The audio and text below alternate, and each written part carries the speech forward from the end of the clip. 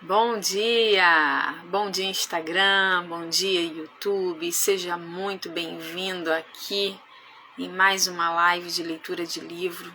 Essa é a 33ª semana consecutiva em que nós fazemos leitura de livros, fazemos essas lives aqui.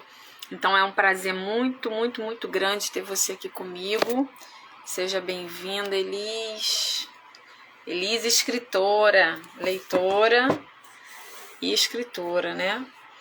Seja muito bem-vinda.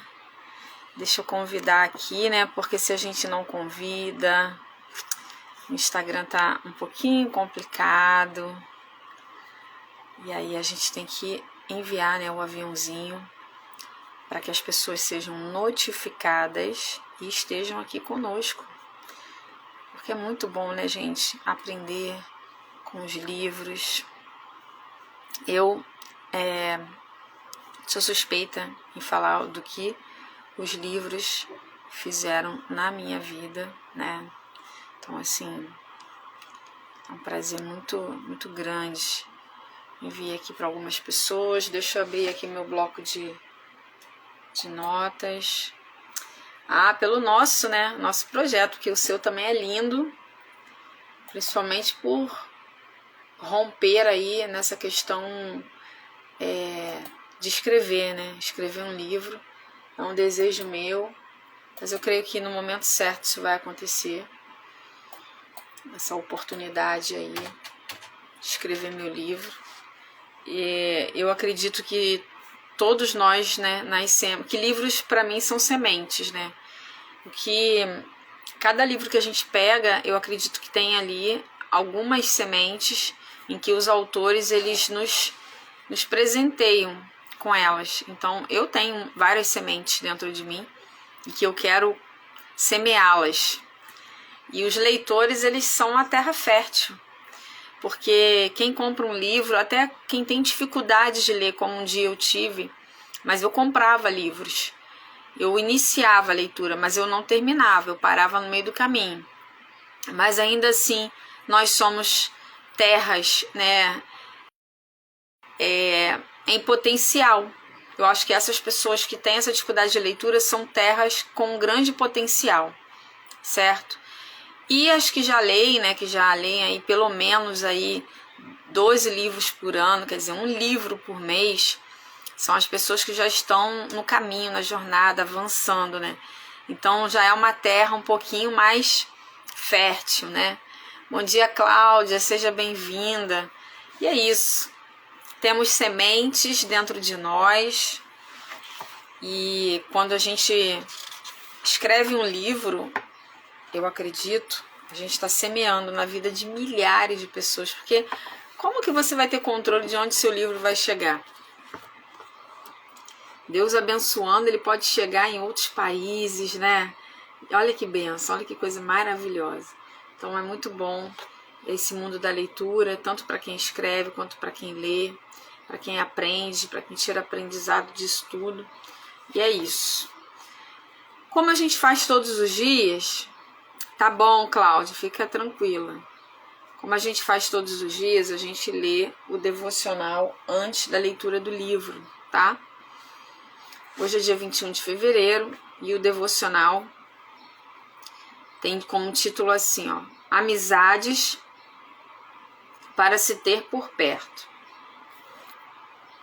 Sozinha, a pessoa corre o risco de ser atacada e vencida, mas duas pessoas juntas podem se defender melhor. Se houver três, melhor ainda, pois uma corda trançada com 3 fios não arrebenta facilmente. Eclesiastes 4:12.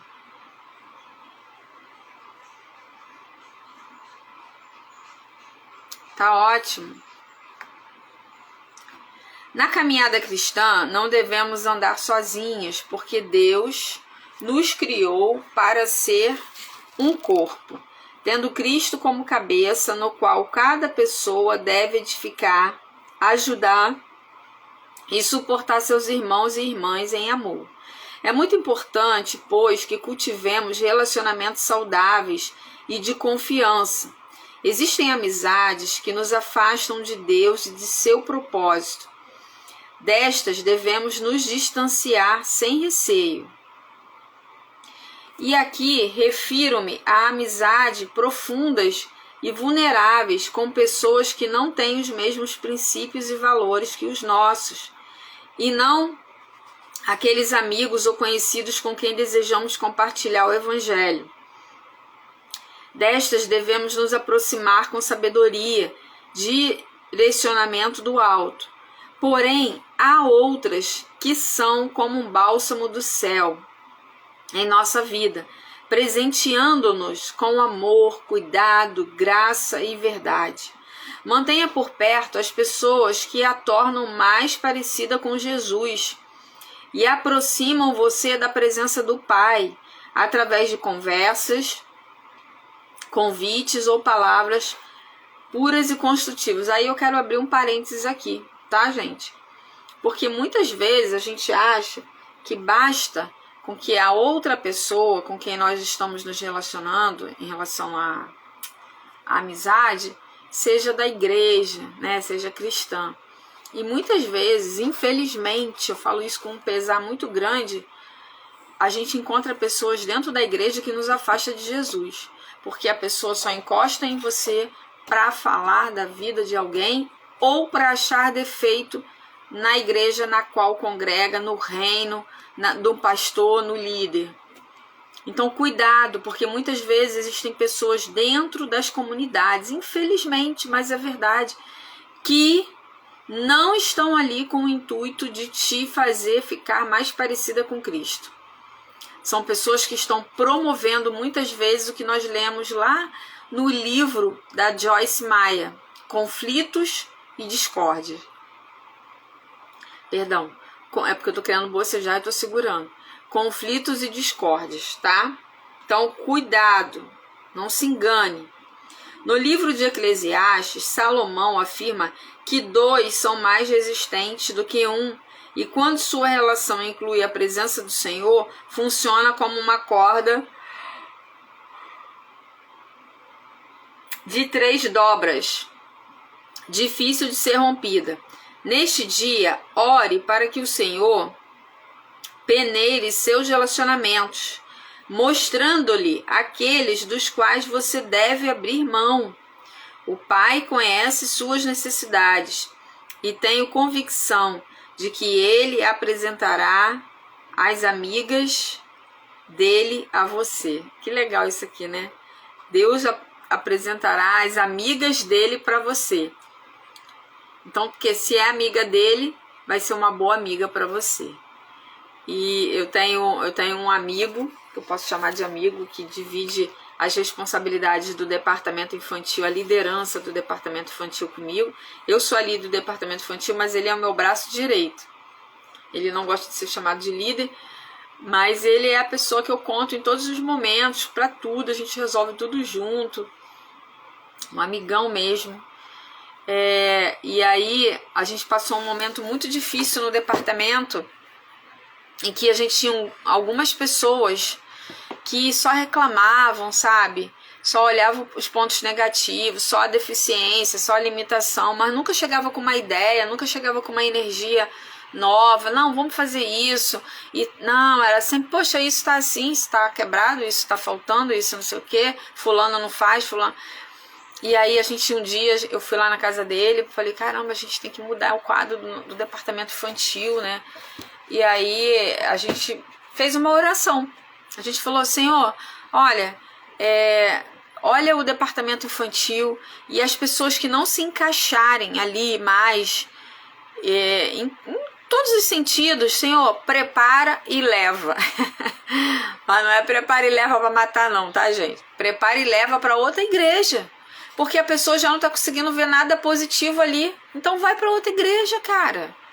Vai ser frutífero em outro lugar, em outra árvore. Mas ali já não dá mais. E Deus foi fazendo, gente. Deus foi limpando. E Deus tirou 4 pessoas. Tirou 4 pessoas que estavam ali só olhando os defeitos, as limitações, só focando no problema. Ninguém focava na solução, era só no problema.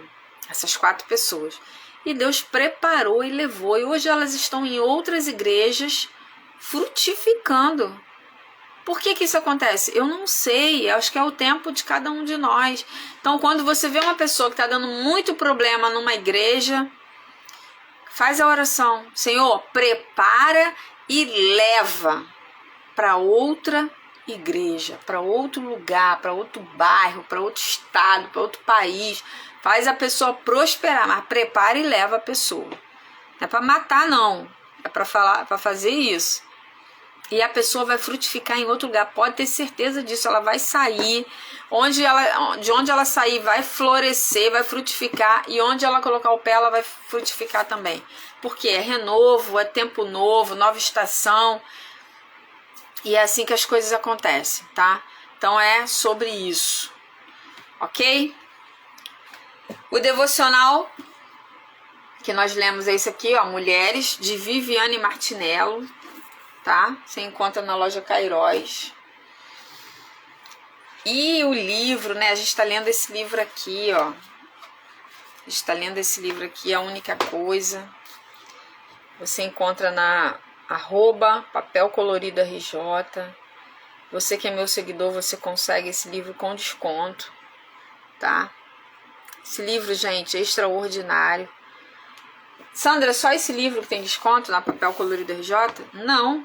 Qualquer livro. É só você entrar em contato com a Verônica. A Verônica tá aqui, ó. A Verônica Souto, é a CEO da Papel Colorido RJ. Você consegue qualquer livro. Os livros que nós já lemos aqui nas lives. Outros livros. Verônica tem muitos livros lá. Muitos. Então você consegue. Pede a ela os nomes. Conversa, vê a questão do frete, tá? As possibilidades. Gente, se dá jeito pra tudo, a gente tem sempre um jeitinho aí que dá, tá? De ser bom pra todo mundo, tá bom? A gente tá falando aqui, A Única Coisa, e esse livro tá mexendo muito comigo. É a segunda vez que eu leio esse livro, tá? Não é a primeira vez, eu já li esse livro. E ontem eu tava falando o quanto as nossas fases da vida ditam a forma que a gente enxerga o mundo. Porque quando eu li esse livro pela primeira vez, eu saí da leitura desse livro com uma convicção. E agora, lendo pela segunda vez, em outro momento, amadurecida, com mais conhecimento, com mais bagagem de outros livros, de mentorias, de cursos, hoje eu tô tendo uma outra visão sobre o que a mensagem do livro. E é muito interessante isso, gente. Porque antes eu li esse livro e eu saí e falei, nossa, a gente tem que fazer uma coisa de cada vez. Isso foi o meu entendimento. A gente tem que fazer uma coisa de cada vez. Ele até vai falar sobre isso. De você ser especialista, né? Como você se tornar um especialista.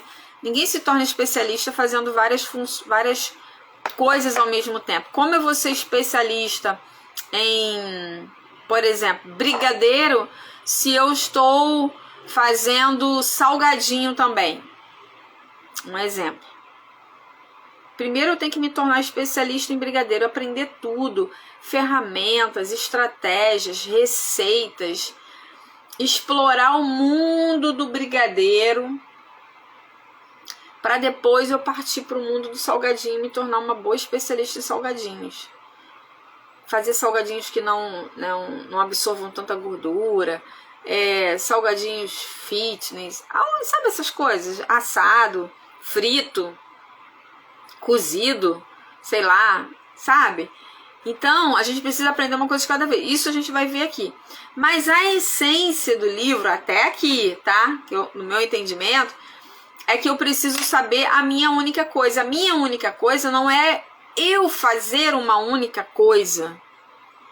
É o que eu quero entregar para as pessoas através do meu trabalho. O que eu quero fazer?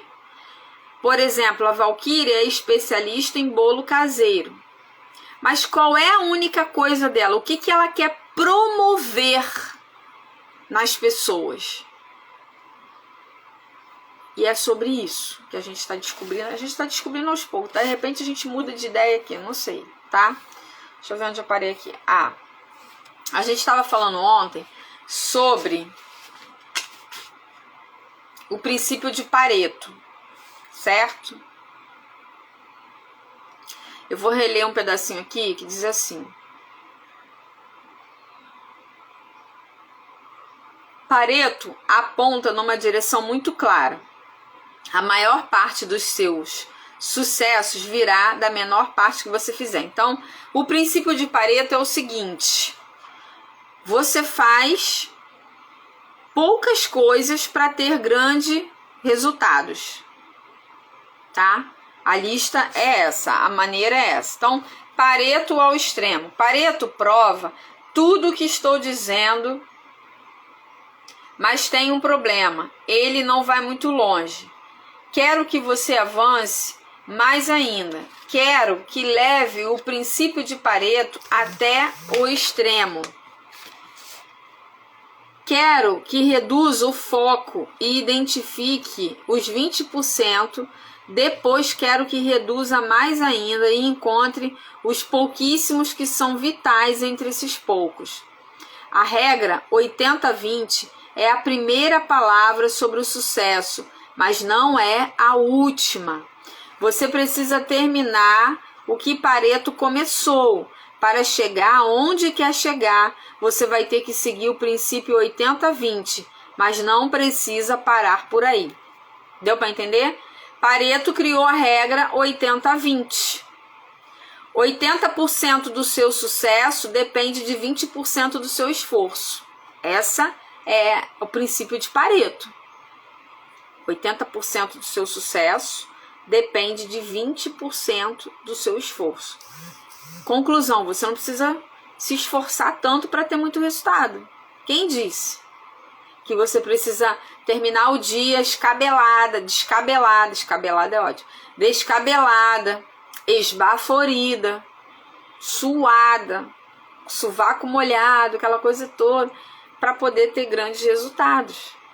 Você só precisa fazer a coisa certa. Mas ele também diz aqui, o livro, que você pode começar com o princípio de Pareto, tá? Mas não tem que terminar com ele. E aí, gente, tem uma imagem aqui. De manhã, gente, eu fico bocejando mesmo, tá? Ó, tá vendo essa imagem? 1, 5 e 25, tá? Não importa quantas tarefas haja na sua lista inicial, sempre é possível reduzi-las a uma. Tem 25 tarefas aqui. Aí aqui, ó, tem 5 e aqui tem uma. Continue. Você pode pegar 20% dos 20% dos 20% e continuar nisso até chegar ao que é mais importante de tudo. Essa figura aqui está dizendo o quê? 25 tarefas. Quanto é 20% de 25? 5. Ó, olha o que ele está ensinando aqui. Aqui nessa lista você tem 25 tarefas. Quanto que é 20? Aqui é um 20. Não sei se você vai conseguir ver. Quanto que é 20% de 25? Ó, 5. E quanto que é 20% de 5? 1. Você reduz. Não importa qual seja a tarefa, a missão ou objetivo, grande ou pequeno, comece com uma lista do tamanho que quiser. Mas desenvolva a mentalidade de partir daí até as poucas que são mais importantes e não parar de chegar a uma única que é essencial. Olha como esse livro conversa com essencialismo. Tá dando para perceber, gente? Quem acompanhou a leitura do livro Essencialismo aqui vai perceber que a única coisa, esse livro, a única coisa de Gary Kelly e Jay Papasan, ele conversa com com o livro do Greg McWall, que é o Essencialismo. E que conversa, né, com o segundo livro dele, que é o Sem Esforço. Olha como as coisas conversam aqui. Preste atenção. Uma única que é imperativa. A única coisa. Em 2001, convoquei nossa principal equipe executiva para uma reunião. Embora estivéssemos crescendo rápido, ainda não éramos reconhecidos pelos atores mais importantes do nosso ramo. Então, desafiei o grupo a pensar em 100 maneiras de dar uma guinada. Levamos o dia inteiro elaborando a lista. Então, eles fizeram uma lista com 100. No dia seguinte, reduzimos a lista para 10 ideias. Então, das 100, eles peneiraram e tiraram 10. E a partir daí, escolhemos apenas uma grande ideia. A escolhida foi que eu escreveria um livro sobre como se tornar um realizador de elite no nosso ramo de atividade. Deu certo.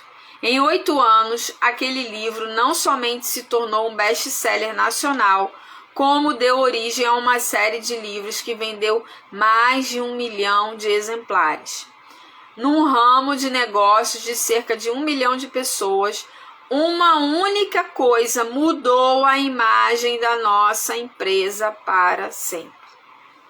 Agora, pare e faça as contas. Uma ideia entre 100. Isso é Pareto levado ao extremo. É pensar grande, mas reduzir o foco. Olha o que eles estão querendo aqui, gente. Que a gente pense grande. Pense várias coisas, pense muitas coisas. Mas depois que você pensar, para que você tome uma atitude, tome uma decisão, reduza o foco. Escolha uma única coisa que de fato vai gerar o melhor resultado.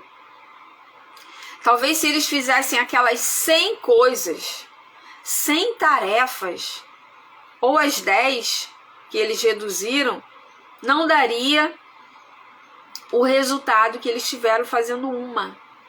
Por quê? Eles dividiriam a atenção. E o que iria acontecer? Aquela imagem que nós vimos lá no livro Essencialismo e que, na verdade, é todo o entendimento do livro, né? Eu acho que se você entender a mensagem dessa imagem, ficou tortíssimo, tá? Ó, reduz vou desativar aqui para você ver melhor. É sobre isso. Imagina se eles pegassem as 100 ideias, iam atirar para todos os lados, iam raso, devagar, sabe? Mas aqui eles pegaram uma ideia. Dentro desses círculos tem a energia, tem os recursos, né? Que é a energia, tempo e dinheiro. Tá aqui dentro. Tá aqui dentro. Mas eles canalizaram isso. E escolheram escrever um livro. Que depois virou vários livros, né? Ó, uma única coisa. Mais alto, mais rápido, mais profundo. É isso.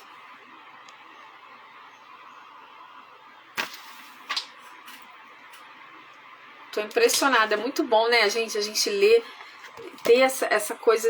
Eu já li Essencialismo, eu li Sem Esforço. E a gente faz conexão com as mensagens, gente. Exatamente. Um conteúdo que te leva a explodir a mente. Mas vamos lá. Agora. Cadê? Não. É pensar grande, mas reduzir o foco. É aplicar o princípio a única coisa a um desafio empresarial de modo muito poderoso. Mas isso não se aplica apenas aos negócios. Quando fiz 40 anos, comecei a aprender a tocar guitarra. Ah, eu sabia que ele falava disso. Logo descobri que tinha apenas 20 minutos por dia para praticar. Não era muito. Por isso eu soube que precisava escolher muito bem o que aprender. Pedi ajuda ao meu amigo Eric Johnson, um dos maiores guitarristas de todos os tempos, que me disse que se eu só podia fazer uma coisa, deveria treinar escalas. Então ele disse para o amigo o seguinte: olha, eu só tenho 20 minutos por dia.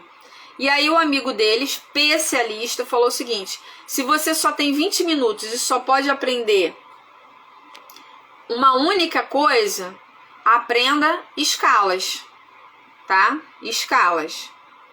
Seguindo seu conselho, escolhi a escala menor de blues. Descobri que se aprendesse aquela escala, poderia tocar muitos dos solos dos grandes guitarristas clássicos de rock, de Eric Clapton a Billy Gibbons. Não sei, gente, não sei nem quem é, tá? Talvez um dia até mesmo Eric Johnson eu conheça.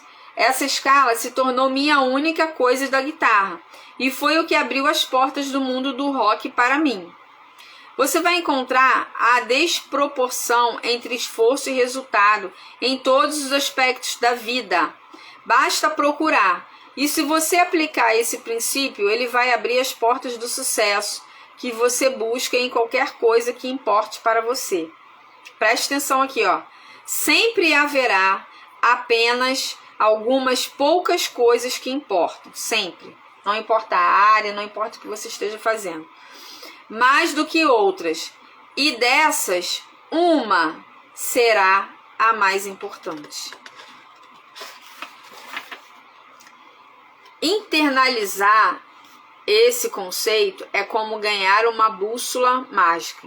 Sempre que se sentir perdido ou sem direção, é só pegá-la para se lembrar do que é mais importante. Ao final de cada... eu vou falar capítulo, né? Mas ele não chama de capítulo. Tem as grandes ideias, tá? É um resumo que vem, ó. E ele mesmo, o livro destaca, não fui eu não, ó. Ele mesmo destaca. Por quê? Por que que é interessante ter esses resumos ao final de cada capítulo? Porque quando você for reler o livro, poxa, já li o livro, vou reler o livro. Você vem aqui, ó, no último capítulo, na última página de cada capítulo. Aqui tem as grandes ideias, é o resumão, ó. Aí aqui tem: reduz o foco, não se concentre em se manter ocupado, concentre-se em ser produtivo, permita que as atividades mais importantes determinem seu dia, vá ao extremo, assim que descobrir o que é realmente importante, continue se perguntando o que é mais importante, até que só reste uma coisa, que é o quê? Aqui você está levando o princípio de Pareto ao extremo. Lembra lá? 80-20? Princípio de Pareto. 80-20. O que é isso?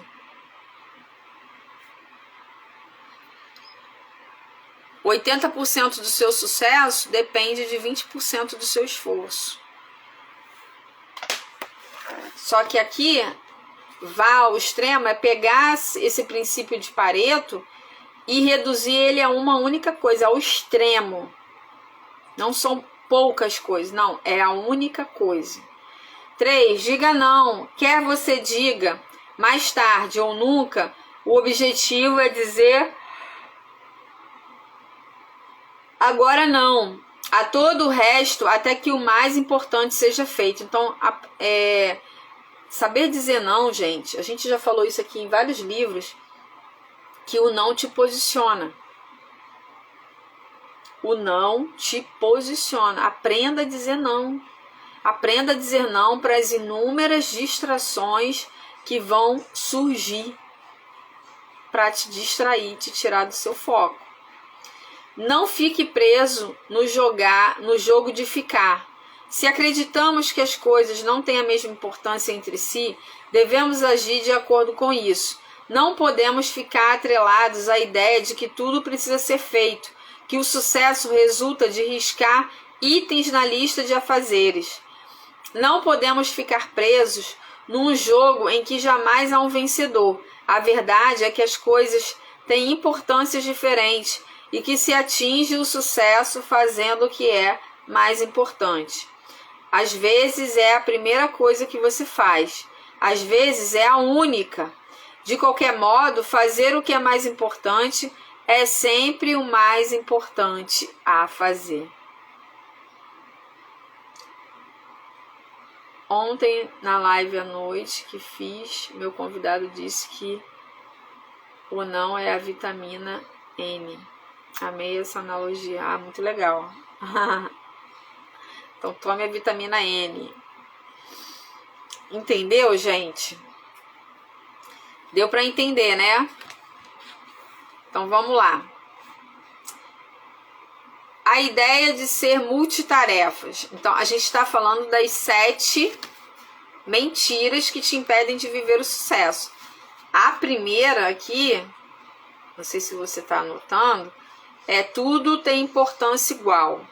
Não, nós vimos que nós temos que descobrir uma única coisa importante para ser feita, executada, decidida, tá? A segunda mentira que te contaram e me contaram é que a ideia de ser multitarefa, de fazer várias coisas. Bem, se fazer o que é mais importante é o mais importante a fazer, por que alguém tentaria fazer qualquer outra coisa ao mesmo tempo? Essa é uma boa questão. No verão de 2009, Clifford Ness decidiu responder exatamente a isso. Sua missão: descobrir até que ponto os supostos multitarefas conseguiam ser mesmo multitarefas. Professor na Universidade de Stanford, Ness contou ao The New York Times que era fascinado pelas pessoas multitarefas e que não conseguia ser assim. Ele e sua equipe de pesquisadores entregaram questionários a 262 alunos para determinar com que frequência eles realizavam várias tarefas ao mesmo tempo. E então os dividiram em 2 grupos, os altamente multitarefas e os pouco capazes de multitarefas. Partiram da suposição de que os multitarefas teriam um desempenho melhor.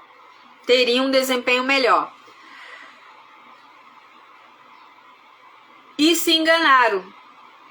Eu tinha certeza de que eles possuíam alguma capacidade secreta, disse Ness, mas descobri que os multitarefas são viciados em irrelevâncias. Tiveram desempenhos inferior em todas as avaliações, apesar de terem convencido a si mesmos e ao mundo de que eram fantásticos nisso. Havia apenas um problema, citando Ness. Os multitarefas eram simplesmente péssimos em tudo. Gente, preste atenção. A ideia de ser multitarefa é uma mentira. É uma mentira porque quase todo mundo a vê como algo produtivo. Quem nunca sentiu orgulho de fazer várias coisas ao mesmo tempo? Estamos falando aqui com mulheres. Quantas vezes nós nos achamos superiores aos homens porque conseguimos fazer várias coisas ao mesmo tempo? Eu quero resposta. Quem aqui já se sentiu orgulhosa disso, bateu no peito, falou, arrotou grosso, né, como o pessoal fala por aí, de que, nossa, não, meu marido não consegue fazer nada ao mesmo tempo, ele só faz uma coisa ao mesmo tempo. Eu não, eu lavo roupa, eu tô fazendo comida, eu tô segurando o neném, eu tô atendendo o telefone, aí lá, será que alguém tem? O nariz tá coçando muito, gente, é alergia, tá? Coça aqui, ó, na pontinha. Fala comigo. Estão na produção, né?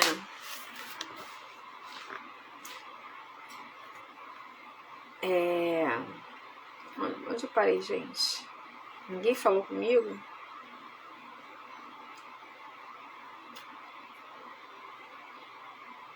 Ela ficou tão comum que as pessoas chegam a achar que é algo que elas deveriam fazer e sempre que possível. Não somente ouvimos falar sobre isso, como ouvimos falar sobre como melhorar nisso. Mais de 6 milhões de sites explicam como fazer isso. Inclusive, sites que tratam de carreira citam a habilidade de ser multitarefas.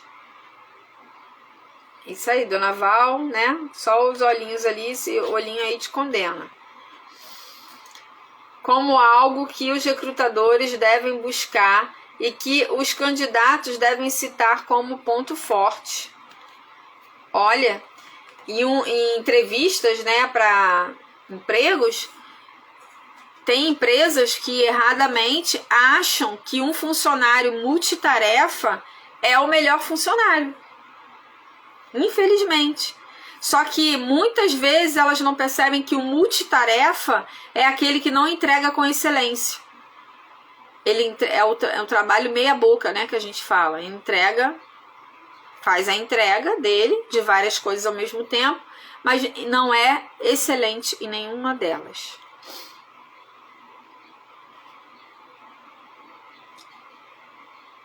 Alguns chegam a se orgulhar da sua suposta capacidade e adotam como estilo de vida. Mas, na verdade, fazer várias coisas ao mesmo tempo não é nem eficiente nem eficaz. No mundo dos resultados, isso vai deixar você na mão todas as vezes.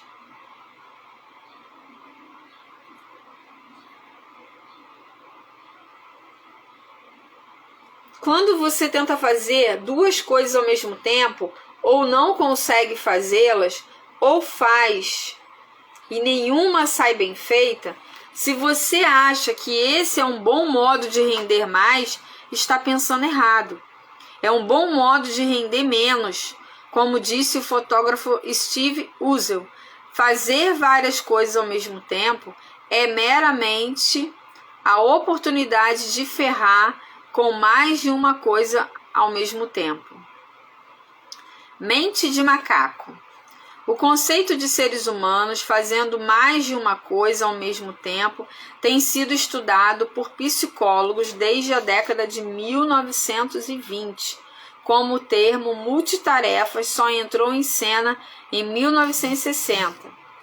Era usado para descrever computadores, não pessoas.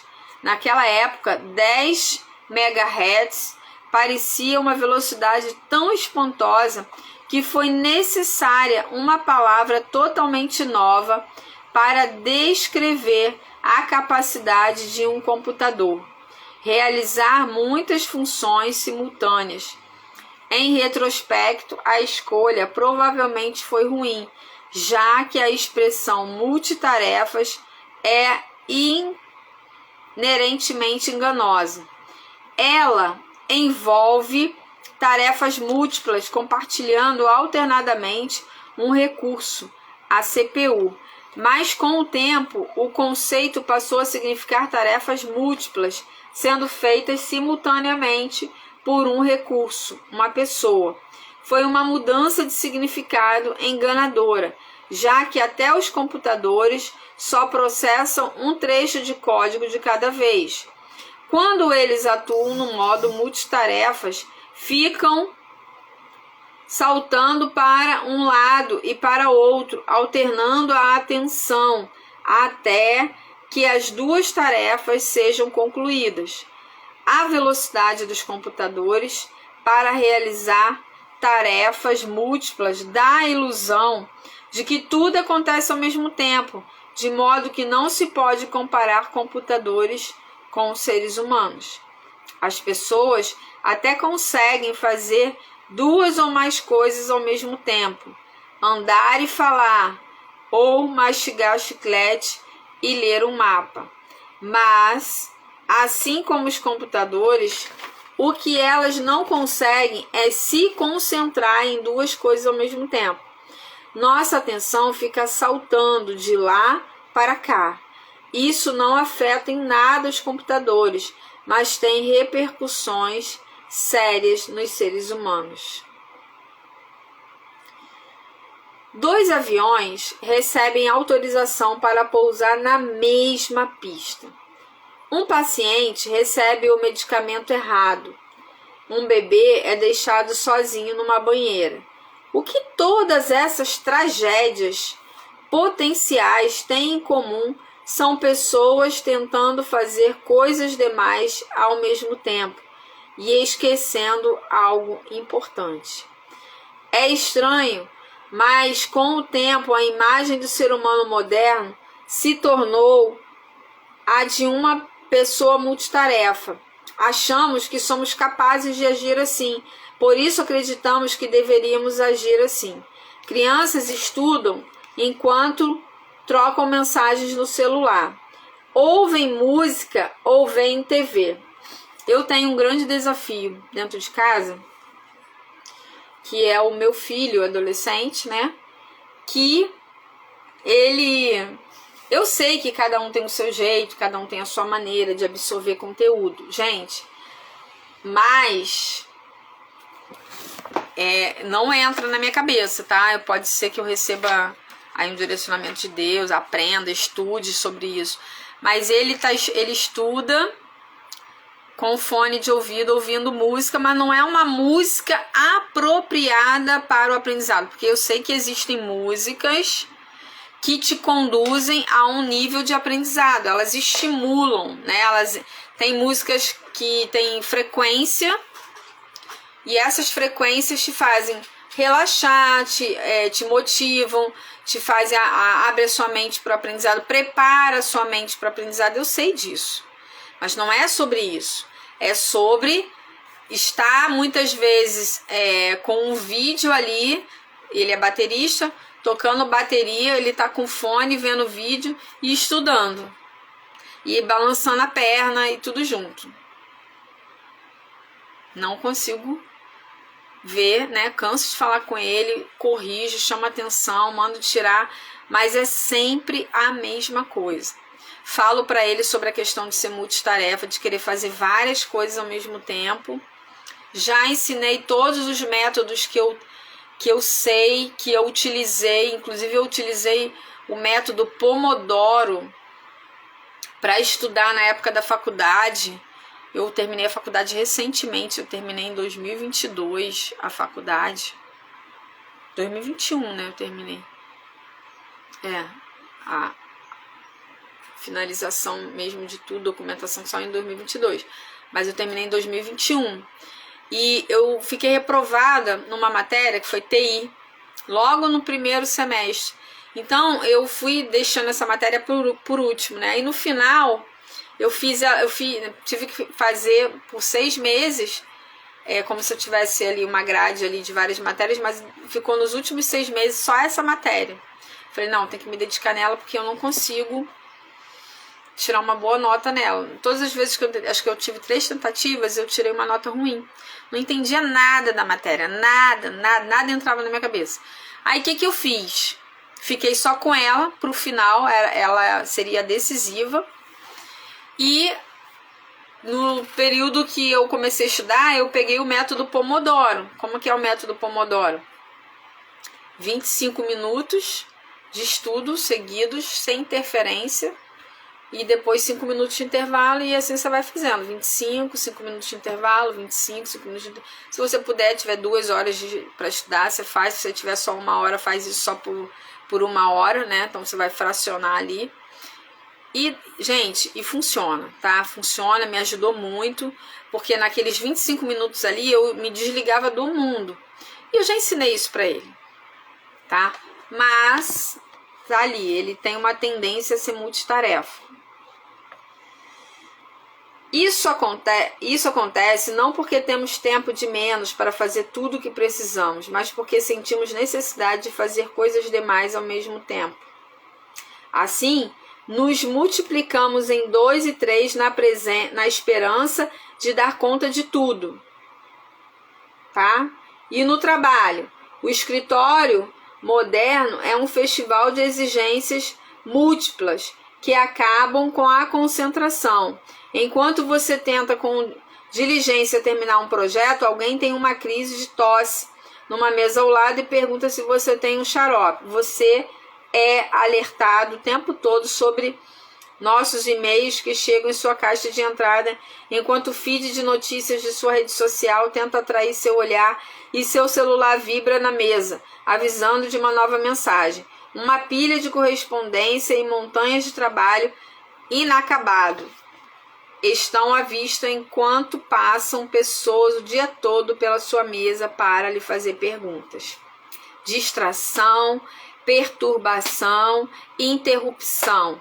É exaustivo manter o foco no trabalho. Pesquisas avaliam que os profissionais são interrompidos a cada 11 minutos, o que no total passam quase um terço do dia se recuperando dessas distrações, porque você está ali focado. Aí você se distraiu, você demora um tempo para retomar de onde você estava. No entanto, em meio a tudo isso, ainda nos achamos capazes de fazer o que precisa ser feito dentro dos prazos. Mas estamos nos enganando. A ideia das multitarefas é uma fraude.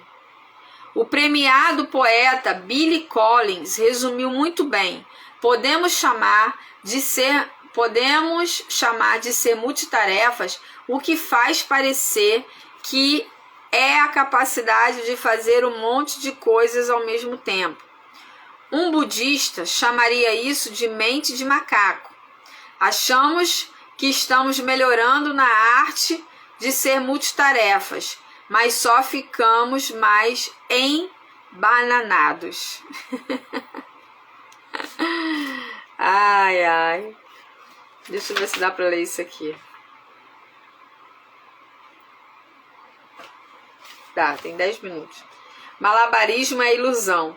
Chegamos a isso naturalmente, com média de 4.000 pensamentos passando pela nossa cabeça por dia. Gente, mais ou menos aí 4.000 pensamentos por dia, mais ou menos.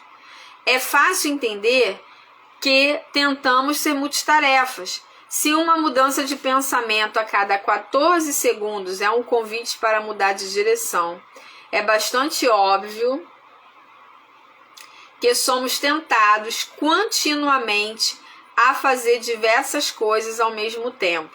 Enquanto fazemos uma coisa só, estamos a alguns segundos de pensar em outra que poderíamos fazer. Ó, lembrei de uma coisa aqui que acontece comigo. Para você ver, não sei se acontece com vocês, mas eu sento ali na minha mesa, que é um outro ambiente que eu tenho, para fazer meu devocional. Não faço meu devocional aqui, no local de trabalho. Eu faço meu devocional numa mesa que eu tenho na sala. Eu abro a porta da sala, ali eu ouço os pássaros, sinto o vento, né? Aqui eu não abro essa janelinha aqui, mas lá na sala eu abro a porta, então eu sento, recebo o vento. Todo um ambiente preparado para o meu devocional. E aí eu sento ali e... Gente, como o nosso cérebro é sabotador. Eu sento ali para ler a Bíblia. Às vezes eu faço até minha oração ali também, mas na maioria das vezes eu já fiz no quarto. Então, quando eu vou para ali, eu vou para ler a Bíblia. Eu leio 2 livros, né? Eu leio um livro... eu tô lendo Salmos e tô lendo o Novo Testamento. E leio o livro que eu tô lendo lá, meu livro do devocional. O que acontece? Quando eu chego ali, minha mente, ela já está acelerando. Isso de manhã. E ela tem que mandar mensagem para fulano. Gente, eu tenho que perguntar sobre isso. Gente, eu tenho que marcar o médico do meu pai. Gente, não sei. Eu lembro de tudo ali. E eu tenho que fazer, gente, de verdade, um esforço muito grande para não pegar o celular e mandar essas mensagens naquela hora que eu me lembro. Então, além das tarefas que estão aí para a gente fazer, ainda tem o nosso cérebro que nos sabota para nos distrair.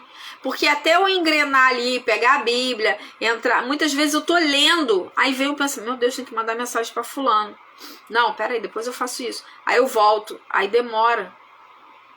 É muita distração, gente, é muita distração, como o autor disse aqui, ó, distração, perturbação e interrupção. Isso aqui acontece no local de trabalho? Acontece, mas também acontece na nossa casa e se a gente permitir, tá? Se uma mudança de pensamento a cada 14 segundos é um convite para mudar de direção, é bastante óbvio que somos tentados continuamente a fazer diversas coisas ao mesmo tempo. Enquanto fazemos uma coisa só, estamos a alguns segundos de pensar em outra que poderíamos fazer. Além disso, a história humana sugere que nossa existência continuada pode ser exigido que desenvolvêssemos a capacidade de supervisionar tarefas múltiplas ao mesmo tempo. Nossos ancestrais não teriam durado muito se não conseguissem ficar atentos a possíveis predadores ao mesmo tempo que colhiam frutas, curtiam couro ou simplesmente ficavam à toa junto a uma figueira depois de um duro dia de caça. A pressão para fazer malabarismo com mais de uma tarefa de cada vez não apenas está no nosso âmago, como provavelmente era necessária para a sobrevivência, mas esse malabarismo de conciliar diferentes atividades não é ser multitarefas. O malabarismo em si é uma ilusão. Para um observador casual, o sujeito está jogando 3 bolas no ar ao mesmo tempo, mas na verdade ele apanha e joga as bolas independentemente numa rápida sucessão. Pega, joga, pega, joga, pega, joga. Uma de cada vez. É o que os pesquisadores chamam de troca de tarefas. Vocês pegaram essa parte aqui, gente, do malabarista? A impressão que nós temos como plateia é que ele está jogando as 3 bolas no ar ao mesmo tempo, né? Mas não, ele pega, joga, pega, joga, pega, joga, né? Ó, pega, joga. Aí, enquanto ele tá jogando uma, ele tá pegando a outra. Então, ele tá fazendo esse movimento. Deu para entender? Ele está alternando tarefas. Troca de tarefas. Quando você muda de uma tarefa para outra, voluntariamente ou não, 2 coisas acontecem. A primeira é quase instantânea. Você decide trocar. A segunda é menos previsível. Você precisa ativar as regras para o que você vai fazer. Aí tem uma imagem aqui, não dá para eu mostrar para vocês porque não vai ficar legível, tá? Mas o livro ele tem, ó, imagens explicativas aqui.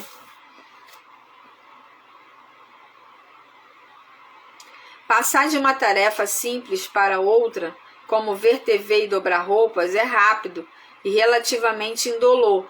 Mas se você está trabalhando numa planilha e um colega entra na sala para discutir um problema da empresa, a relativa complexidade dessas tarefas torna impossível saltar de um lado para o outro.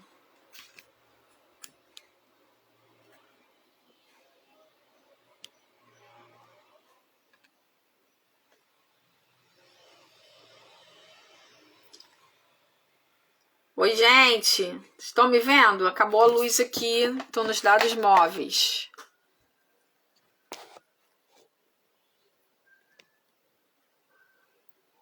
Tá me vendo? Só pra gente finalizar aqui. Tá tudo ok? Estão me vendo? Sim, né? Então tá, gente, eu vou finalizar porque eu tô nos dados móveis, pode ser que ele oscile e aí vai danificar a live, tá? Então a gente vai parar aqui. Vou parar aqui. Ai, gente, tá bravo, tá faltando luz em vários lugares, né?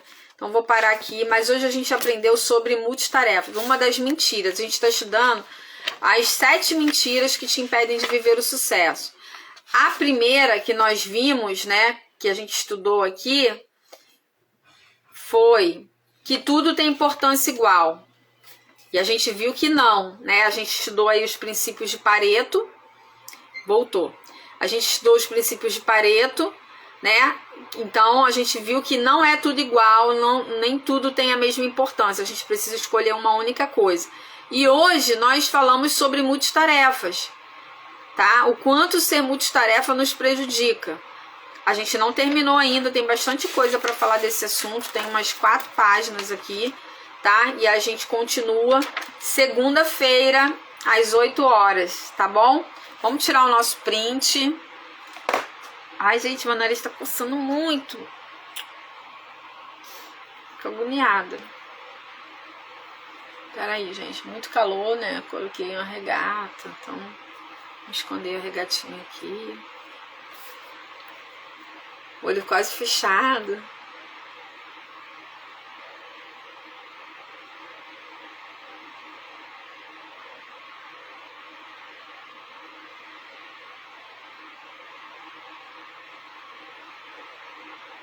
Foi, né?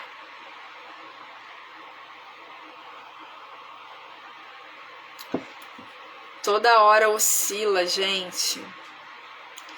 As pessoas que entram, a gente não sabe. Foi, né, gente? Então, gente, é sobre isso. Um ótimo final de semana. Amanhã, né? A princípio tá tudo certo.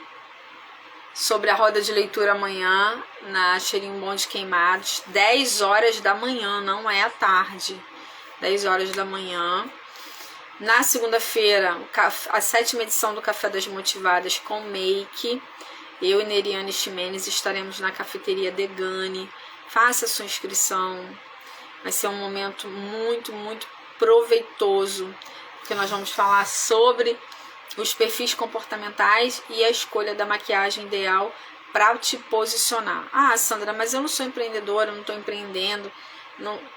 Gente, te posicionar no mundo. Te posicionar como mulher, te posicionar como esposa, te posicionar como serva. Tudo isso, gente. Posicionamento, né? Eu coloquei lá como frase que a maquiagem certa te posiciona. Saber quem você é, a sua essência, né? Ah, é tão bom a gente ter o nosso estilo. E assertivo, né, gente? Não é um estilo que, eu quero um batom que não combina comigo, um delineado que não combina comigo, com o meu estilo, com o meu jeito, com a comunicação que eu quero transmitir para as pessoas, como eu quero que as pessoas me vejam. A gente vai falar de crenças também, tá? Eu conheço pessoas que não usam determinada cor, porque acha que vai chamar muita atenção, mas na verdade o perfil daquela pessoa é um perfil de chamar atenção, mas existe uma crença limitante, algo que aconteceu na infância dela, que ela ouviu e que ela se travou e não se permite mais viver quem ela é. Então a gente vai falar disso também, tá? Então vai ser uma tarde maravilhosa de crescimento, autoconhecimento, conhecimento e um café, né? Um café. Café tá caro, né, gente? Então vamos tomar um café lá na Degani. Um café especial. Um ambiente diferenciado, porque a Degani é cafeteria e livraria. Eu já tinha visto, já tinha acompanhado no Instagram, mas eu não tinha entrado lá ainda. E vai ser uma oportunidade única de estar lá. Quero muito que vocês estejam lá comigo. Não sei, né, quem vai conseguir estar, mas seria um prazer tê-las comigo, tá? Beijos, até segunda. Hoje eu vou subir os 3 vídeos, tá? Tá atrasado, mas eu vou subir.